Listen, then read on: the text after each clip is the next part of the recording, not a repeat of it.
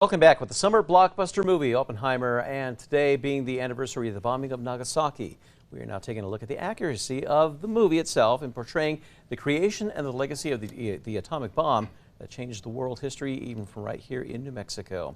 Joining us to do so is our own celebrity historian, Raffi Andonian, who used to work at the Los Alamos History Museum and who wrote the book on the contested memories about the atomic bomb itself. Raffi, always good to have you with us. Of course. What a great anniversary, or a meaningful anniversary to be here on. You know, the bombing of Nagasaki, as you mentioned, to talk about the movie and the legacy of the bomb. Yeah, absolutely. So starting off right now, so we know that Hollywood, they're going to sometimes dress things up, maybe omit some facts.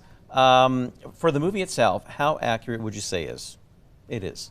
I'd say it's very accurate. Okay. And I know Hollywood can take some liberties sometimes, but in this case, it was based on a biography, American Prometheus, which they refer to quickly kind of in the movie itself.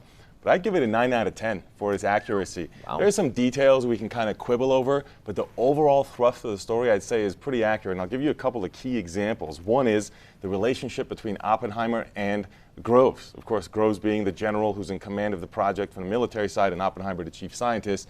And what you see there is a different styles of leadership. For example, you see references multiple times where Oppenheimer wants to avoid the compartmentalization that Groves wanted, because Groves wants a compartmentalization because of security, so nobody gives away the secrets, but Oppenheimer, thinking like a scientist, wants to see the whole picture for everyone so that they can problem solve. Another great example of that, and this gets at the heart of the movie, I think, is the complexities and the different opinions of the scientists. There's a couple of different scenes like that. One is with Lily Hornick, which is the main female scientist that they depict in the movie, in which she's talking about, there's a scene and Oppenheimer walks in, and she's talking about maybe we shouldn't use the bomb anymore or, because Germany surrendered, and that was kind of our primary reason, was racing with Germany. But then Oppenheimer steps in and says, well, Japan is still out there, and if you're a GI, you're not going to be thinking that way. That debate captures sort of what percolates later, which is a petition that they also referred to in the movie, where some scientists from Chicago and elsewhere were opposed to using the bomb in Japan. They wanted to use it only as a threat, but not the way that it ultimately was used. So that gets at sort of the scientists being kind of like the founding fathers. They all had different opinions in that circle.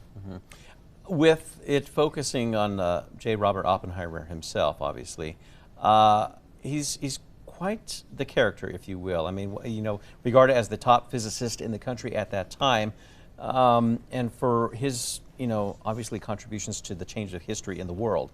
And when you look at the man himself, and when you look at the portrayal on screen, how accurately would you say, based on the biographies and whatnot of him? For Oppenheimer, I think it's very accurate. Okay. And here's the thing: is that during the war, he was very much a man that was trying to push the war effort. Right? He was very much committed to it.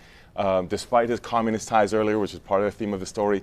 Later on, he kind of shifts a little bit to policy positions that are more in favor of, the arms treaty, because he sees the potential rather than supporting the hydrogen bomb. And you see that debate on screen too. He's not for the hydrogen bomb being used. And so that kind of plays out, and that's one of the key conflicts in the movie with some of the other characters, and the debate and the clash that they have.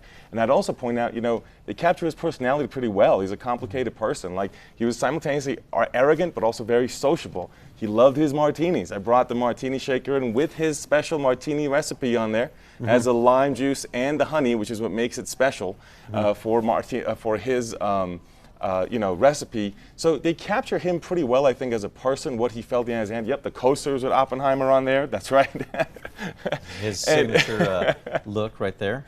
That's right. Exactly. And I would say that, the way that he was both committed to the war during the war, but later kind of was dealing with the legacies. He says, I have blood on my hands to President Truman. That is true.